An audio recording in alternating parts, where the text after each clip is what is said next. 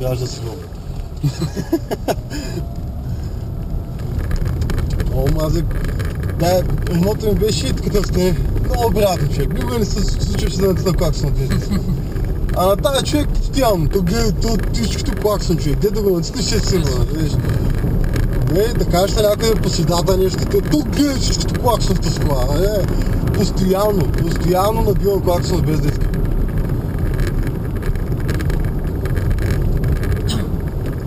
Колко па аз свиря.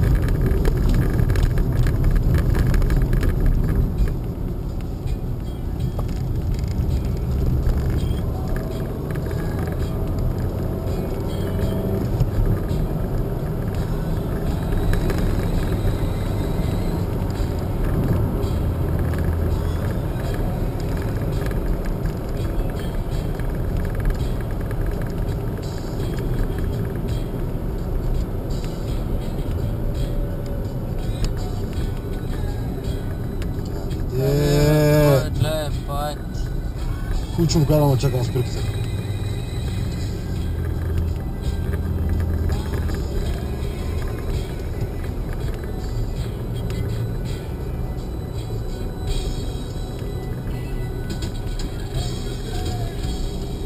Да, ще никой не говори.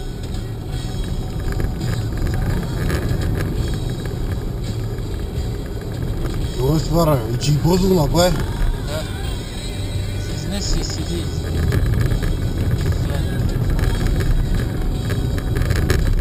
Там може да поговорим така.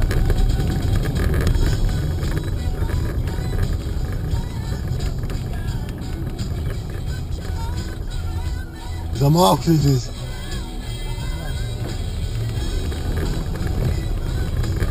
Ние приятел не е такъв.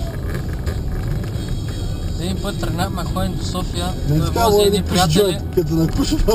Вози едни приятели при него, майко, това ми скиса нервите. По това време ти казвам вече, аз не издържах и тръгнах и го чеках на влизане в София.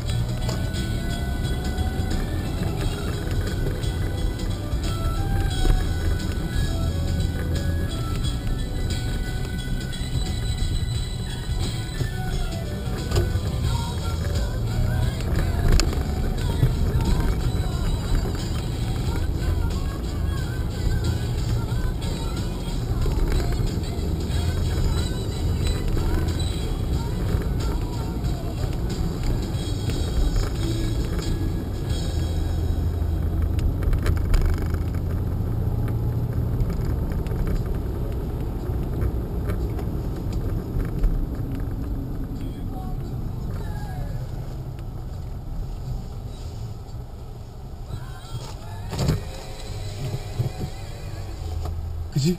Искаш да пием тук в началото на дружба, има едно кафенце. Добре, където му закараш? Това е добро. В смисъл, защото не знам горива, имаш. Имам за около 250 км.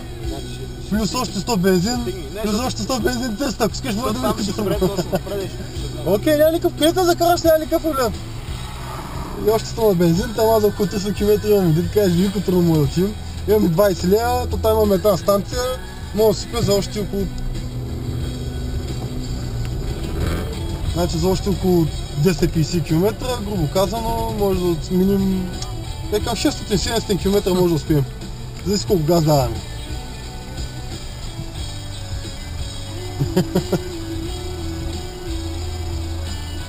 Гледам бензин поне за 100 км. Поне. Нищо не се знае, брат, някъде как потом един път е металното това да работи човек. И нещо, представи си, не работи метан станцията. Същия начин. Си на изпарение до там. Ебак, стъпното. Има някакъв проблем. За 5 са вече от годините, пък има някаква защита за 5 дни да се върне. Него го пусна да стига автоматичника за 5 дни, спира и даже се връща малко и тогава спира. Вземи нещо, ако те притиснала ръчичка, кръченци, нещо такова.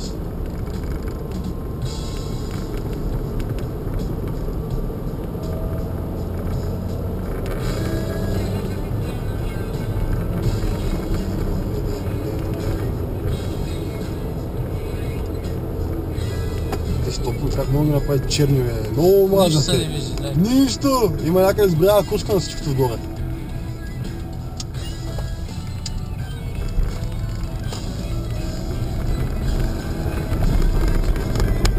една мъгла с един приятел. Отиваме към Русе, човек. Много пусна мъгла. Всички ти карат с 60, 50 и мен писна. Почна ми давам газ тук. Аз газ пак на горе. И съм се засилил човек с около 90 и в следващия момент една векна човек. Заседах в тъмнини створи и она кара с 40. И знаех, той нищо не се вижда отзад. Нищо не се вижда фактически от габаритите. Он е хубаво чучук на спирачките, човек в един момент само го видях. И направо в лявата лента и чу.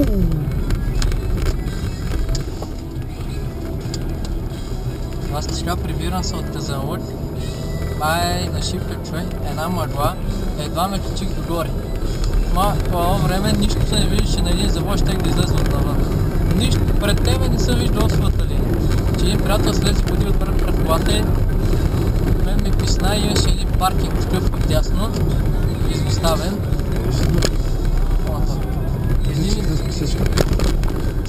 Изоставен паркинг. Само вкарах колата там, влегнахме, спахме и на скрите сприбрахме. То няма какво направиш. Това човек, аз останах без очи, нищо се не вижда. Воз за 4 човека. Майка, ще нямам нито с кола, смятай 75 кола на дизел мотор. Идвам, да крепя го, ай, вървя с него на едно. Аз казвам, баща ми колко правях, като аз карам венцето, баща ми цялата човек, аз карам венцето ми бората.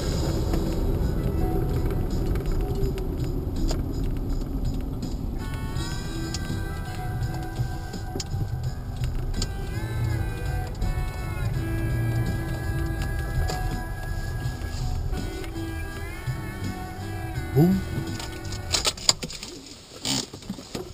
И го угарих целият човек, баща ми с...